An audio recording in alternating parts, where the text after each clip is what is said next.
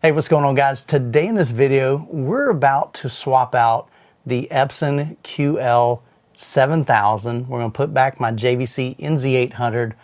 But right before I was getting ready to do that, Anthony reached out, my friend, and he said, hey, I know you've got it in for review. I'm looking to purchase one, but I've never seen one in purchase. Is there any chance that I could come over before you swap it out and just, see if this is a good fit for my setup? So I thought it'd be a good opportunity. We've had probably about the past hour, we've been watching different content. I just wanted to get a conversation with us and share your thoughts on the Epson. Then we're gonna hit pause on the video. We're gonna swap back my NZ800 from JVC, and we'll share our thoughts on that as well. So Anthony, appreciate you even just getting on camera. I know it's always awkward for people. Yeah, thanks for having me.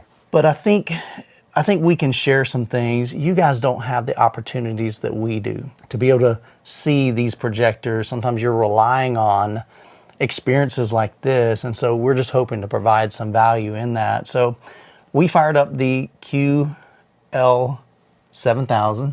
Make sure I get the model number right. We looked at some various content. We looked at dark scenes. We looked at Dune, which has some really bright scenes. First, before we dive into that, what are you coming from? Like, tell us a little bit about your setup. I had a Sony 7000 for quite a while, and it had some issues and didn't perform like it was supposed to, so we had a warranty issue, and then instead of offering a new projector, they decided to buy it back, so it's opened up my options. I could still go with another Sony, the newer model, or a QL7000 is kind of in that budget that I can work with. Maybe even a JVC, I don't know, we'll see, but that's what I was kind of hoping to see. It's a lot of money to spend before you see it and 100%. Go in blind, and usually it's not a return policy situation, so Right. it's kind of hard to do that. Yeah. And that's why I think this conversation can provide so much value to these guys, because you're getting an opportunity that many of them don't. Yeah. They're on the other side going, should I buy this? I don't know. And so hopefully we can share about your setup, about what we've experienced. In your room, you don't have like a dedicated theater room like I have that I can pretty much make the room pitch black. You've got ambient lighting typically in your room. Kind of describe that. Actually, one of the opportunities for this is my room is almost same color walls and same color floor and same size screen, and I can also black it out. But in my situation, my use case, I find that 85–90% of the time I have family that they just want to be, I got kids, young kids that play, and my wife doesn't want to be in the dark. Right. It's not as, when you do that, she ends up going to sleep, or it's just it's not the environment that we want to sit. And a lot of the times that we're watching a TV show or something like that, it's not always critical movies and stuff like that. When those cases come along, it's more rare. Right. And I still want it to look good for that, but my primary use case is going to have some lighting. I do the best I can in my room to control it and keep it off the screen. That's my primary use case, is something where I think the brightness will be more of use. Sure. So the Epson QL7000, this is a 10,000 lumen image. I think I was getting about 380, somewhere around there, 380 nits on my screen. So when you have a room to where it's not pitch black all the time, having that extra brightness could definitely be a huge benefit to your setup. Right. So that's what we want to look at. So we watched some different content. What are some things that you noticed with the Epson, whether it's motion, whether it's brightness, contrast, some different things? What are some things that you were looking for? I guess just trying to add to this, because I've basically consumed every piece of content on that projector as possible online. So I do think that the black level is a little bit more elevated than I thought it might be. Okay. Coming from the Sony, it's not known for the black levels of JVC and stuff like that, and I never had an issue with the black levels of my Sony. I was using a low gain ALR screen at the time. Now it's a white, but it's still a lower gain screen, and I still don't think there's issues there.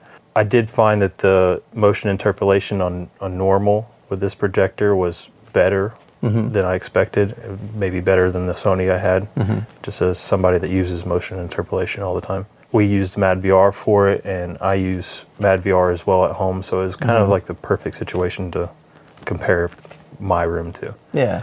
But so just to pause there for a little bit, so motion interpolation, we were watching some content where the screen was panning, the image was panning from, say, left to right, and it was in Lucy, was the main one, and there's like this rock ledge behind her with motion interpolation turned off in the Epson, you would see these like the screen would kind of jump and like jitter. So some people are more sensitive than that 24 hertz jitter. Yeah. Even like I can't stand it. Drives them up the walls, right? Yeah. Even like credit scenes and all that kind of stuff. It just looks janky to me. Yeah.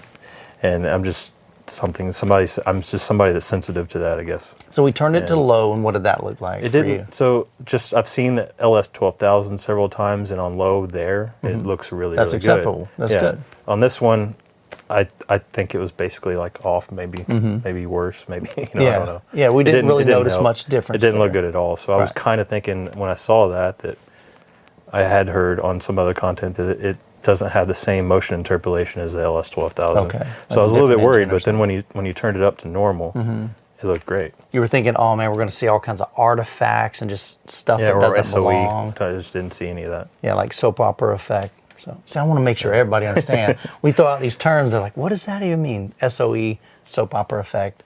And so we don't want it too smooth to where it doesn't look natural, but you also don't want it to look jagged. Yeah. And the good thing with any processor, whether it's a MadVR, Lumagen, or inside the projectors themselves, typically you have some options to turn that on or on in different strength levels depending on preference. And so you really like, and I did too, it definitely smoothed out that jagginess, and it looked more natural. It didn't distract me from that. And so if you get a QB or QL7000, then that might be something you definitely want to check out, those settings. So motion interpolation wasn't good with it off, like that was too jaggy. Normal seemed great. That fixed it. Yeah, we didn't try anything higher than that, but once you get to that minimum level, it's like this is where we want it. Don't need to add anything extra. So what else did you know with the QL7000? I did find that the second you had anything bright on the screen, all that the black. I mean, there was a little bit of the lower, I guess, interesting contrast or whatever it is that you could kind of tell, but it wasn't a big deal at all. Yeah, it was really just those rare scenes where it's so dark that you can kind of see the lack of black flow. Yeah. And but I think that's most content. It's a non-issue. correct. So Then and I shared that even in my review. It's like, okay, if there's a bright scene, this thing looks really, really nice. If there's a really dark scene, that's where I notice that it struggles. But if you have a mixed where there's some bright and dark, your brain doesn't really notice that the black level is elevated. Right. Because there's so much difference between this really massive bright, let's say the sun is over here, but in this part of the scene, maybe there's some deep shadows because they're out of the sun. It just, that wasn't as distracting as like you said, those are just real dark, deep scenes. Right. I can see, because we did a lot of our viewing, that there at the end we actually turned the lights on to get a more comparison of my normal setup. But when we did have all the lights off, I don't think, like in your room, if you're going to watch that way all the time, I can't say that I would go with this projector probably because of that lack of contrast. But the second you have any light in the room or anything like that, all that kind of goes away because you're going to have that elevated black for it regardless. Right, sure. But you don't have the brightness to combat it. So that's why I'm going back to my JVC. So what I'm wondering is how much am I going to miss that brightness? Because that is pretty spectacular. I mean, 10,000 lumens. I'll be dropping down to what, maybe 2,700 lumens with my NZ800. So I'm hoping that, and I that think I'm that's still good that's with the that. reason I went with Sony to begin with was you don't have necessarily that black floor, but it was brighter, and especially when you start turning on settings and the iris or whatever it is to get the color out of the JVC, you really, like, half the brightness is gone. Yeah. Whereas Sony, you get to keep that. So that's kind of what pushed me in that direction to begin with. And I did like it. It's just the warranty issue. Yeah. And so I may even decide to go back that way. I don't know. Right. Well, the reality is, and we've talked about this with Jonathan Von England, there's no perfect projector. JVC isn't perfect. Epson isn't perfect. I mean, unless you want to spend like $450,000 on a Christie Eclipse, which is pretty stinking perfect almost, it's phenomenal, but that's so unrealistic for people. And even at this range, $30,000+, that's a big investment. And so to be able to see this in person, and then now we're going to swap it out for the JVC, even just have that comparison to put inside your belt, and then you know what your Sony looks like. that just gives you more knowledge to make a better decision for your setup. And then hopefully what we're sharing here might help you at home when you're, figuring out what do you want for your room. So even with the original Sony purchase, I went to M-Wave to check it out before I bought it. So it was even more like buying this one without seeing it was almost like just something I've been sitting on because I couldn't make myself do it. Yeah. So I think finding opportunities to be able to compare like this is really important. Yeah. I honestly, guys, I debated whether or not to like try to film the Epson and film the JVC and show side by side. And the more we talk about it, my camera, every time I film, it doesn't represent what my eyes are seeing. So what I'm just hoping to do is like, I wanted to get another opinion. Let's kind of double verify what I'm seeing is what he's seeing. Let's share that experience with you. I did show some footage of my Epson, in the Epson review, so you can go check out that. And a lot of you mentioned, hey man, this thing's got great black levels.